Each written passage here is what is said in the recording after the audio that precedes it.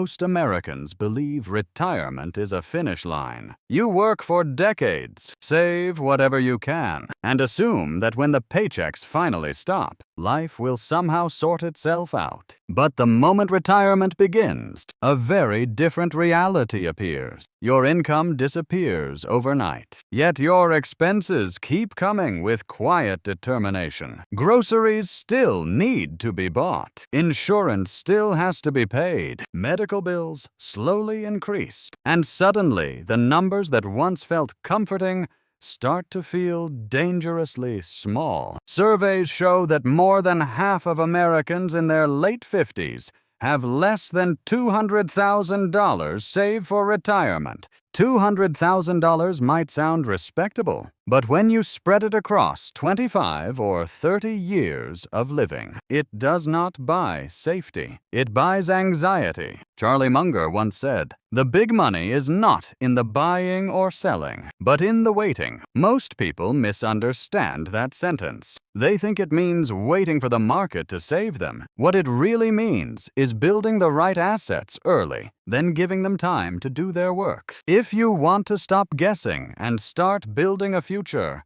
you can trust, this video will change how you see money forever. Most people do not fail at retirement because they lack intelligence or discipline. They fail because they were never taught how to design a system. From the first day you earn a paycheck, you are trained to exchange time for money. You show up, you work, you get paid. Maybe you contribute a small amount to your 401k. Maybe you glance at the balance once or twice a year, and you assume that repeating this routine long enough will eventually lead to security. But nothing in that routine forces you to build income-producing assets. When retirement arrives, your employer disappears, your benefits disappear, your salary disappears, yet your expenses remain. Food, insurance, prescriptions, property taxes, and the rising cost of medical care do not retire when you do. This is why so many people reach their early 60s with a strange sense of unease. They saved, but they cannot explain how their savings will actually support them. Charlie Munger once said, "Knowing what you do not know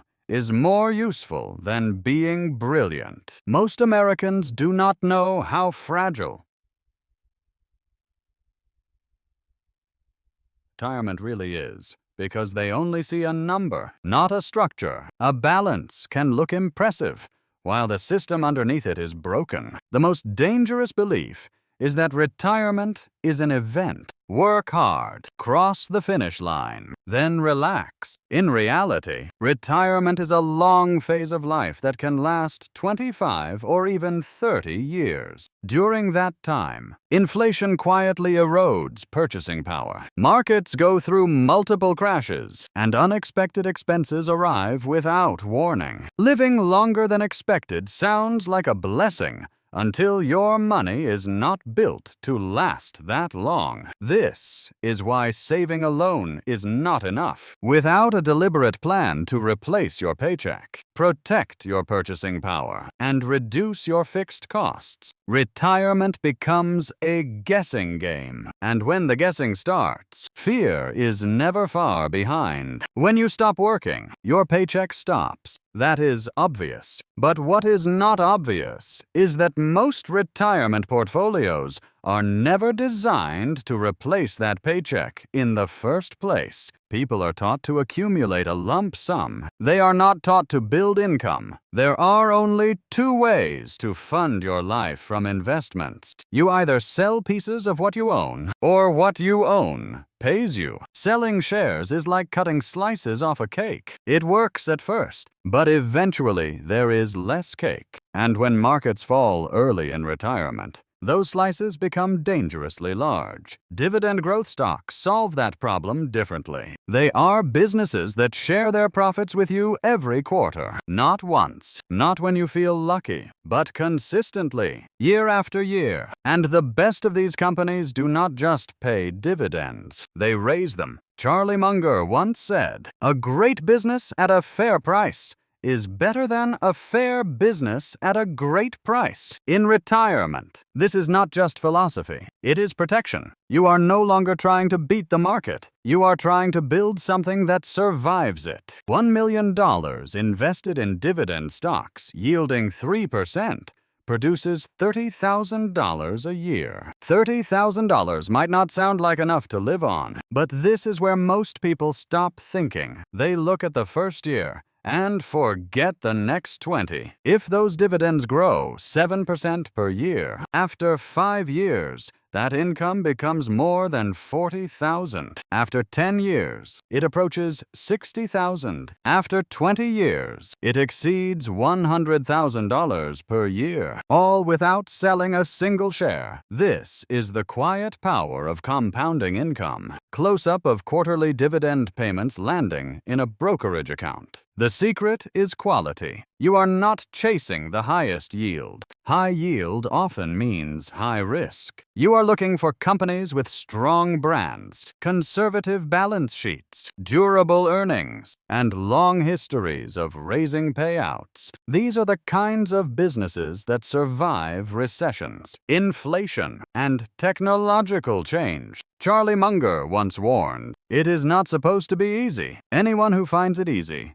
is stupid." Dividend investing feels boring. That is why it works. There is no adrenaline, no daily thrill, just a machine quietly doing its job. You also need diversification. 10, 15, even 20 companies across different industries. Consumer staples, healthcare, industrials, utilities. You are not trying to predict the future. You are trying to make sure no single failure can break your income. Now consider the psychological impact of this structure. When the market falls and your neighbors panic, you are still being paid. When headlines scream, your income keeps arriving. That changes how you experience volatility. You stop reacting emotionally because your lifestyle is no longer directly tied to daily price movements. This is what Charlie Munger meant when he said, "Take a simple idea and take it seriously." Dividend growth is not exciting. It is effective. And perhaps most important of all, this income can outlive you. You are not spending your assets. You are harvesting what they produce. That is the difference between a fragile retirement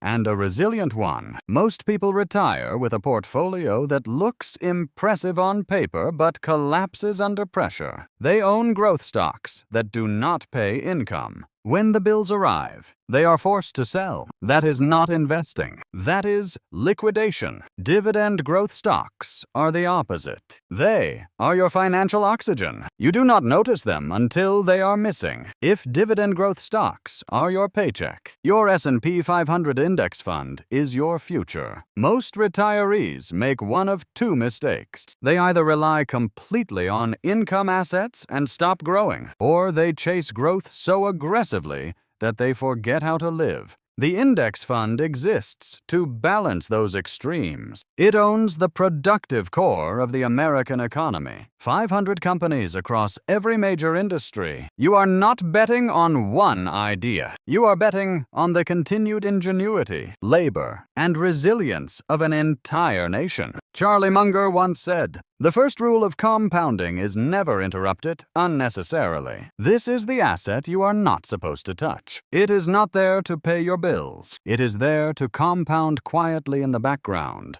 while your dividend portfolio handles daily life. $300,000 invested in the S&P 500 compounding over 20 years. Imagine retiring with $700,000 in dividend stocks and $300,000 in your index fund. Your dividends pay your expenses. Your index fund continues growing untouched. Over 20 years, that $300,000 can become well over $1 million, even at modest historical returns. That growth is not about luxury. It is about insurance. It is about medical costs that arrive without warning. It is about living longer than expected. It is about market crashes that make selling a terrible idea at the worst possible time. Footage of a man in his 60s walking calmly in a park, checking his phone, not reacting to market headlines. This asset also protects you from one of the most dangerous retirement emotions, fear. When all of your money is tied to income assets, you worry about every dividend cut. When all of your money is in growth assets, you panic when the market falls. The index fund gives you room to breathe, and it is simple. No stock picking, no watching cable news, no constant adjustments. You buy it, you hold it, you let time do the work. Charlie Munger once remarked, "We do not have to be smarter than the rest. We have to be more disciplined than the rest." Discipline is exactly what this asset demands. It asks you to do almost nothing, and that is what makes it so powerful. Many retirees destroy their own future by constantly tinkering. They sell after declines. They chase after rallies. They interrupt compounding at precisely the moments when patience matters most. The S&P 500 Index Fund is your antidote to that behavior. It is not exciting. It is not clever. It is relentless. And when you combine it with dividend income, something rare happens in personal finance. You gain stability and growth at the same time. You live today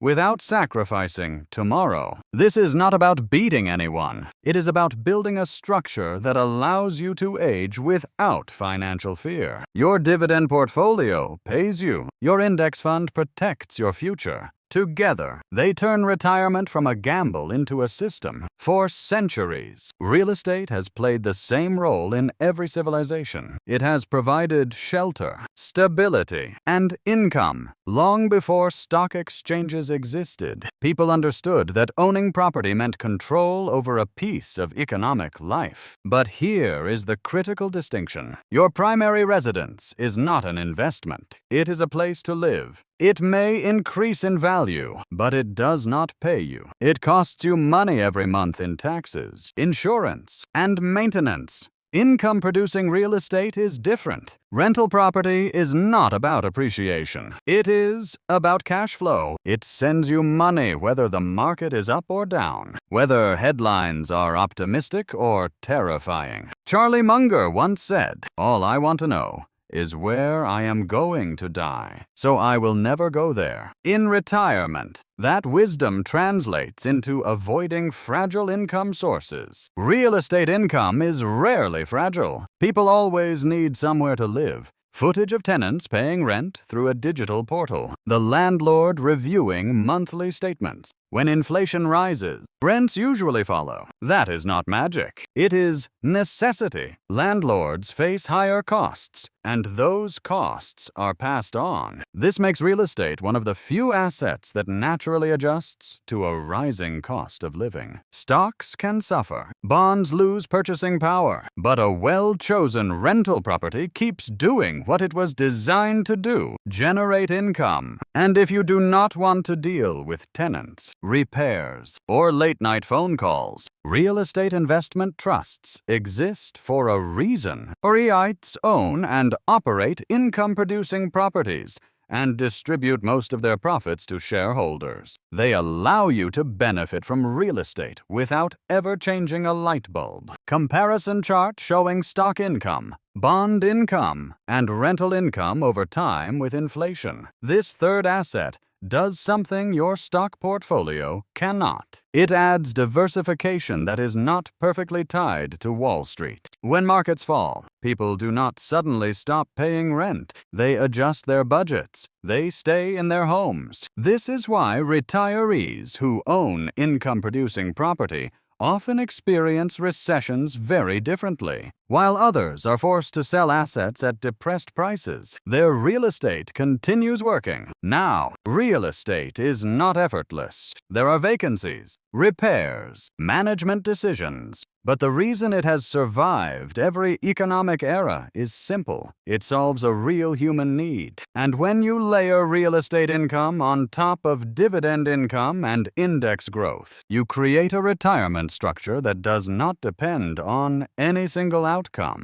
You no longer care if the market has a bad year. Your rent arrives anyway.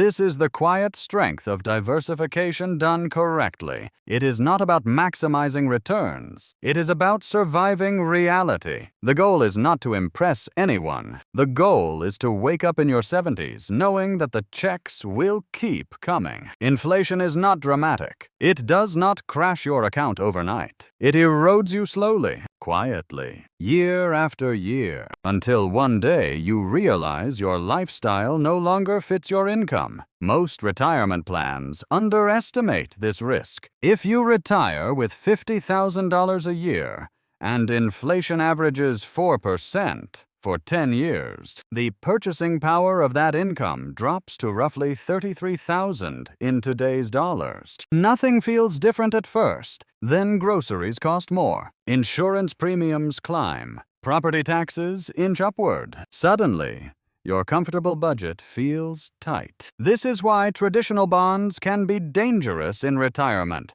They feel safe because they pay fixed interest. But that interest does not grow with the cost of living. You receive the same dollar amount, while everything around you becomes more expensive. Treasury inflation-protected securities and I-bonds were created to solve that exact problem. Their principle adjusts with inflation. When prices rise, the value of these securities rises as well. You are no longer fighting inflation blindly. You are partnering with it. Charlie Munger once said, "All investment returns are ultimately dependent on the behavior of people." Inflation is the behavior of an entire economy adjusting to scarcity, policy, and demand. You cannot control it, but you can defend against it. Side-by-side comparison of a fixed bond losing real value and a TIPS investment maintaining purchasing power. These instruments are not growth engines. They are insurance. They are the seatbelt in your retirement portfolio. You hope you never need them, but you are grateful they are there when conditions turn hostile. A reasonable allocation might be 10 to 20% of your portfolio, not more, because stocks and real estate historically outpace inflation over long periods, but enough to protect you from the worst-case scenario, a decade or more of elevated price growth. This asset changes your psychology. You stop worrying about whether your income will keep up with reality. You know part of your portfolio is designed specifically for that threat. That is what Charlie Munger meant when he said, "The wise man looks into the future and prepares for it." You are not predicting inflation. You are acknowledging that it will eventually arrive. Retirement is not about eliminating risk. It is about placing it